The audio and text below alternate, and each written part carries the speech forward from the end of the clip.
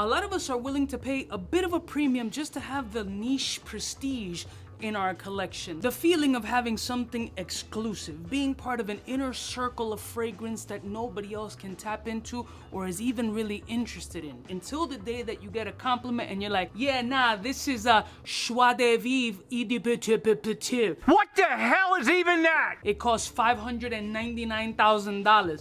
You can't get it, never heard of it, and you're not worthy of knowing. How dare you? But in all reality, there's a lot of designer fragrances that can save you anywhere from 20 to 70% off, give you the same niche style DNA without breaking the bank. So in today's video, I'm gonna be putting you on to 10 designer fragrances that have niche style DNAs, or I feel can easily be repackaged in a niche marketing bubble, new label, new presentation, fancy box, way higher price point, and no one would be the wiser. What fragrances are they, Cuba? Well, let's roll my motherfucking music so I can put you on to these 10 selected gems.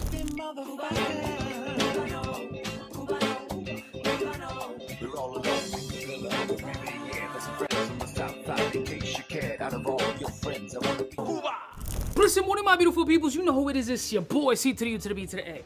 Now, some of these are still expensive. Some of the designer space fragrances, even themselves, are priced a little crazy because of the marketing umbrella, because they're designer. But some niches are really out of control, some of them with fake stories that don't even match up, just to make a pretty packaging, have this prestige behind it, and charge a ridiculous amount of money. It happens all across luxury brands. You gotta put together this total package and this imagery in designer or niche to get the consumer to feel like, ooh, I got some new shit, super exclusive, never heard of, on the low, inside secret type. So the first fragrance, I could say that although it's a private blend of a designer, you can easily add another $150, $200 to this scent profile and put it in an ultra niche DNA, Tom Ford Black Lacquer. Now this joint right now, the lowest that I think I saw online for a 1 ounce was like $176.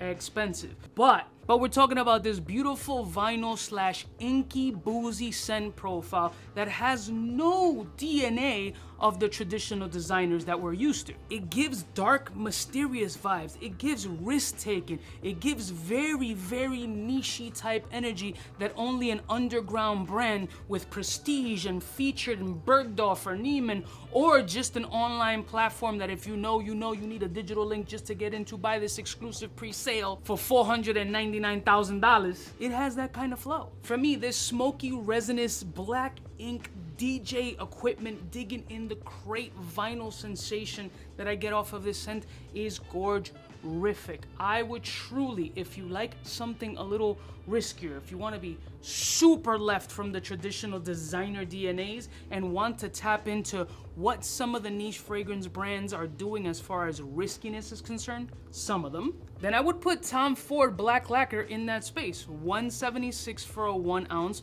versus it could easily be $450, $500 something dollars. Gray market pricing still, just on the ballsiness that this fragrance has. This fragrance is far from a traditional scent for a person who has no traditions at all.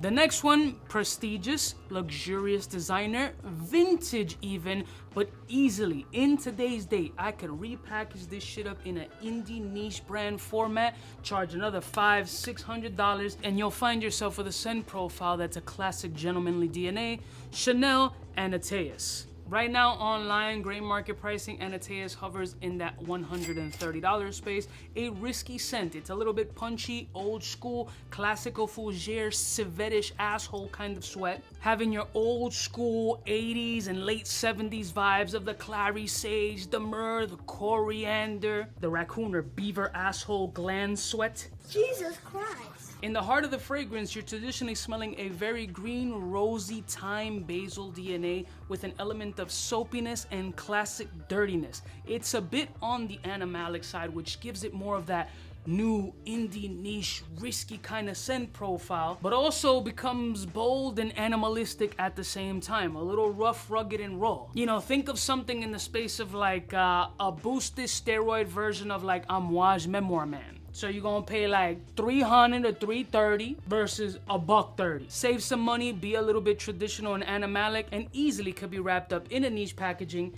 but doesn't need to be. It's old school Chanel. Everybody wants it in this same platform, but $130 sounds better than $300. Now let's kick it off with a little Narciso, or as I like to call it, Narcisco Rodriguez Blue Noir EDT. Bro, in some websites, this shit is like $50. It was a fragrance that I was a little bit kind of reluctant in the beginning. It's a full dry down experience. You're gonna get a lot of sharp, bluey, aquatic-y, like kind of aggressive tones in the opening and mid, but the dry down, talk about fucking gentleman class, suited and booted DNA for like $50? $50.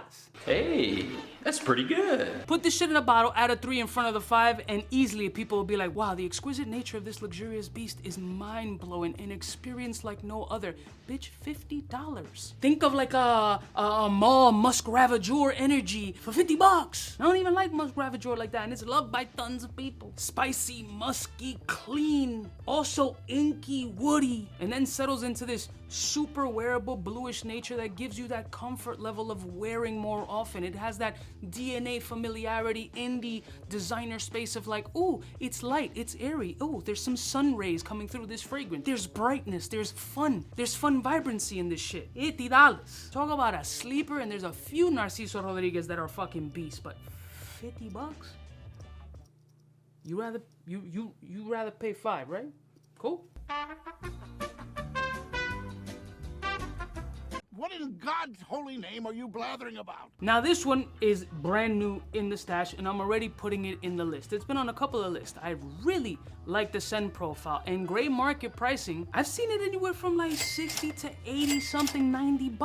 Gucci Guilty Elixir Parfum. People are saying it's the Gucci version of Reflection Man. Some have even thrown it in a Parfums de Marly type DNA. Others have been like, yo, it's Tuscan leatherish kind of, whatever you want to call it. The comparisons already to some of the niche brands are giving you a full-blown blueprint. The exact example that I'm telling you right now, niche style DNA scent profile in a designer price point that's kind of on the cheaper side, gray market. You got the Ambroxan fuckboy energy that you want. It's that fixative that is just beast. It gives you a lot of boom factor. And I don't mean boom like that dude who looks like me. I mean the little kid one. What's that, brother? But it has this bold sensuality and sexy vibe. It's got pimento leaf. It's got that dry, musky sexiness. It's got orange blossom, nutmeg, and a beautiful powdery essence in this fragrance that makes it glorious.